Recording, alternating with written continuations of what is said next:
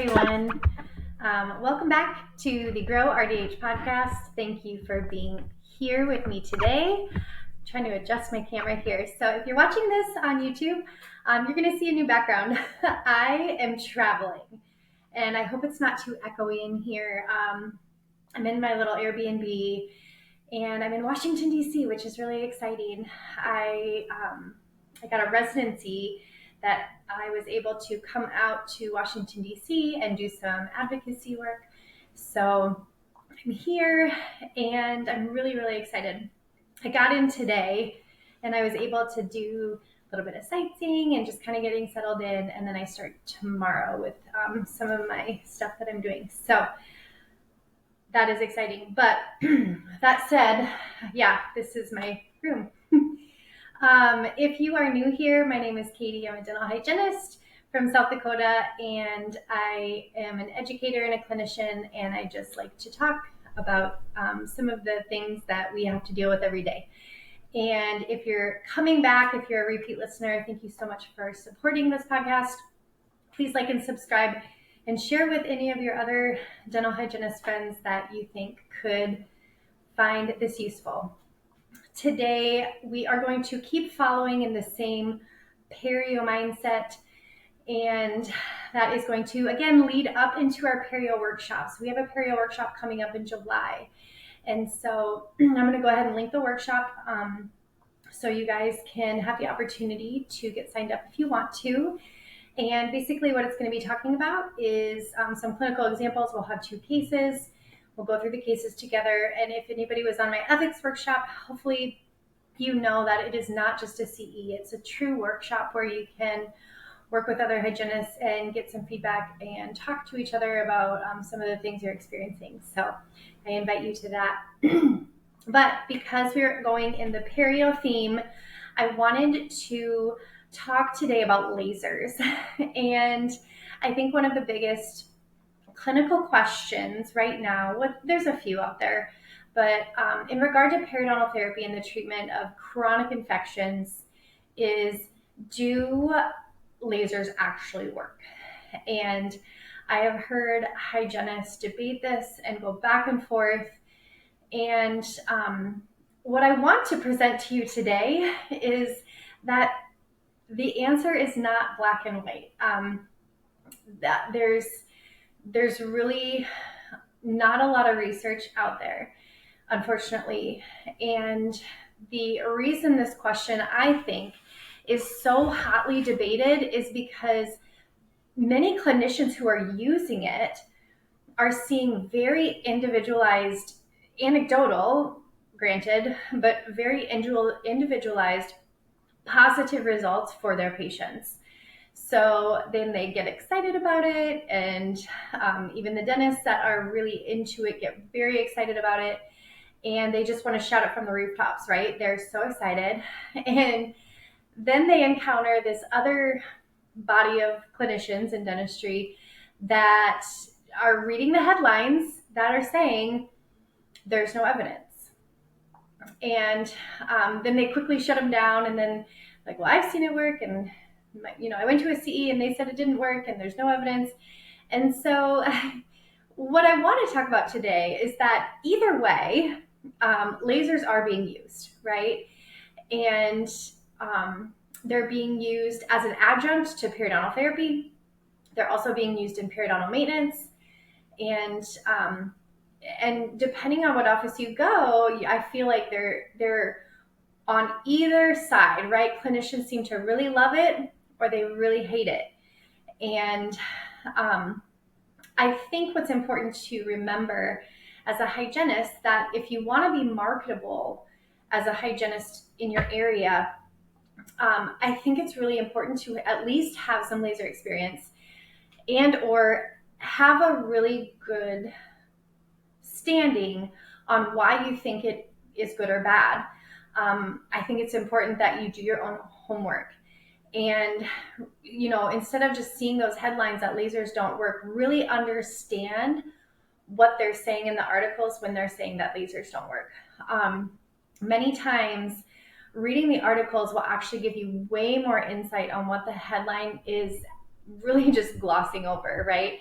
And if you actually read the headlines, I'm not even going to call them headlines. If you actually read the titles of the articles that these headlines are coming from, or these CE courses are coming from, the titles of the articles really are not saying that it's not working. Lasers don't work. That's such a broad statement. It's such a generalization. So reading the articles in the results and the discussions especially is going to tell you what the actual research article found out. And so I'm going to reference again the American Academy of Periodontology website, because I cannot stress this enough. Their website publishes open access articles. That means you as a hygienist, you do not have to be a member. You can go on their website and access any of these open access articles. And that is amazing. It's so great. And you can also do this, not through the AAP, but you can also do this through Google Scholar. And a lot of the times we get out of school and we don't have access to those libraries or databases anymore. And Google Scholar is free. So I'll link it in the show notes also, but it's scholar.google.com. And that has a lot of open access articles as well. So if you haven't been using Google Scholar, highly recommend. So much is available in an open access format now that I think that if we're not using open access, we're really, really missing out on a lot of the free stuff that's out there. The AAP has a lot of open access articles, again, as I mentioned. And so I highly suggest even just going to their website a couple times a year just to kind of refresh yourself or see if they've posted anything recently.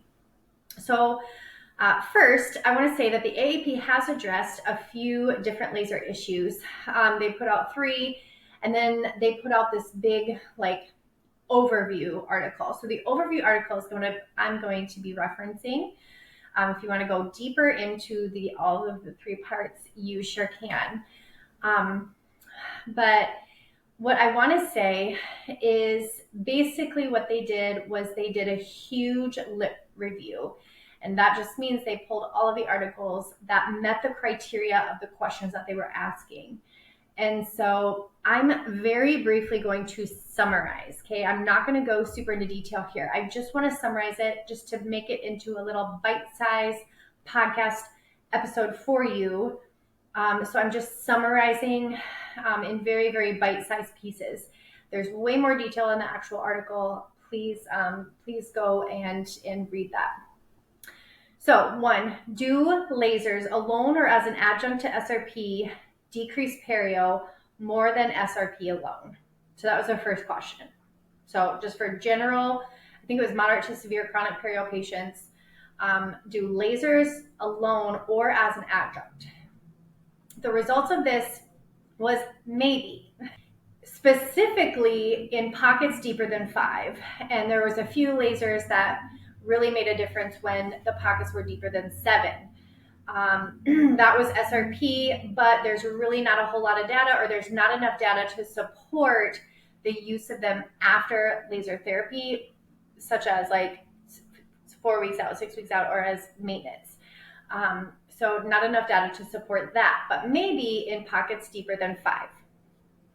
Number 2, in implants, so they're asking the same question, but instead of natural dentition, now we're talking implants. In implants, do lasers alone or as an adjunct to SRP decrease perio more than SRP alone? So exact same question, we're just referring to implants now. And what they found was that there are short-term gains in bleeding and pocket depth, but not enough long-term data. Again, so not enough data to see how long that result is going to last. Third question was, does antimicrobial therapy with laser help? And this is specifically referring to a very specific procedure, little a, big D, PT. And so in the article, actually it said, because this was with the European Federation, and so this was actually saying that in the US, this treatment is really not done a whole lot. And I really had to look into this and figure out what this was, because this is not something that I have experience with. So what I got from the article is that this is something not used in the US. as much. But who knows, maybe it will be coming. But the results here were that no, but maybe, and the clinical outcomes were not statistically significant. And that was the result of their third question. So with that, I want you to just discuss. So that's from the AAP. They're saying, maybe not a whole lot of data. And what I want to really discuss, which I know we talk about this in hygiene school all the time, especially when we're doing lit reviews, but I think the farther that we get away from academic research and just clinical research in general, I think we forget, or maybe we're just like choosing, oh, what a what a bad memory, what statistically significant really means. So when an article says that something is not statistically significant, basically what it's saying is that there's the data is showing that the two things are not, if it's a correlation, if they're not correlated. But really, if you're looking at it from a statistical standpoint, the sample sizes essentially are too small, right? If we have a really small sample size, there's a huge chance that you're going to have error, okay? And so if we have a bigger sample size, there is less of an impact of those errors on the big sample, right? And so the more and the more samples we get, or the more research that we do, the more articles or research projects that we have to include in the mix, we have less of a chance of that error to show in the statistical results, if that makes sense. I'm just really trying to simplify this. But what I'm saying is that when they're saying there's not enough data, what that is underlying saying we need more actual clinical research. Those hygienists that are using the laser and just shouting it from the rooftops that it's so great, they're saying that because they've seen it clinically work. And that's really hard to tell somebody. You see, I've heard stories, and I've worked with one of the ladies that comes and helps educate the students. We've been working together on laser for 4 or 5 years now. And I just love hearing her talk about it, because she talks about specific examples that she's seen, and in terms of pocket improvement, like huge differences in cal and huge differences in bleeding. And so it's hard to tell somebody that is seeing these really significant clinical results that there's really no evidence to support that, even though they're clinically seeing it.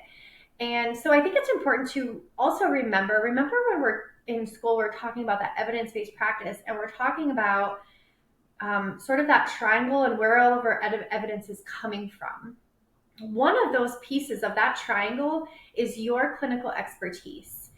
And you develop that over time. So if you continually are using laser and you develop the expertise in it, and you have an arsenal of experiences and knowledge into when to use it, what settings to use it as, and you know that clinically works for you, that is one of the pieces of evidence-based practice.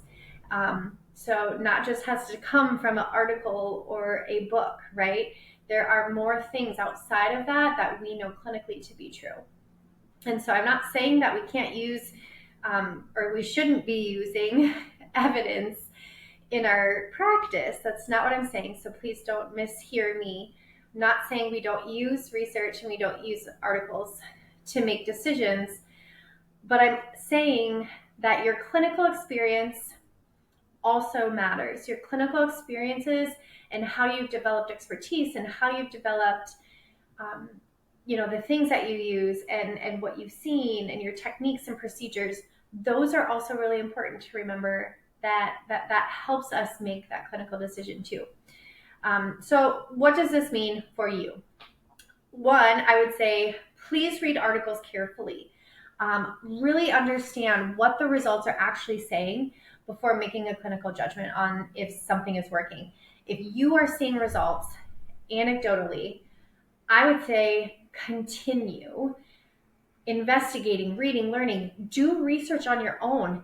Pull your dentist in and be like, hey, we see the results of this. Why don't we do a clinical study? And then, team up with an IRB and get the process going. The downside is that takes time and money, which a lot of real life, true clinical practices don't have a lot of, right? They are in the grind of trying to get their patients in and seen and procedures done. They're not necessarily coming at it from, oh, we need this research to help other practices. And so start thinking about, if you're interested in growing the evidence base and the science base on that, maybe do some research on your own. And what does this mean for dentistry as a whole? Clinicians who are actually working in the field and have expertise really, really need to do more research, right? We need more samples. We need more experiences. And we need really good clinical research that can't be debunked, right? You put so much time and energy into doing the research for the results to just be like, not statistically significant, or not a big enough sample size, right? And that's frustrating. But the more that we do it, the bigger that the research base is going to grow. And so I would say don't get discouraged and keep doing research and keep investigating what's working for you. So hopefully this has helped a little bit to just, I don't think this is going to help you make a clinical decision. What I wanted this conversation to be was to open your eyes to really understand what the results of these articles are saying and why they're important for you to understand when you're engaging in that discussion with a hygienist that maybe does really believe in it, or maybe you are the one that really believes in it and the other hygienist is like, well, I read this article that said it's just bullcrap, right? And so hopefully this conversation can help you talk with other clinicians to really understand what the research is saying and why it's important to really understand what lit reviews and articles and big papers like this are concluding with, right? What the conclusions mean for you clinically. So that is the end of today's episode. Hopefully it was helpful. Again, I appreciate you listening. And if you've got this far, thank you so much. And I will see you next Friday.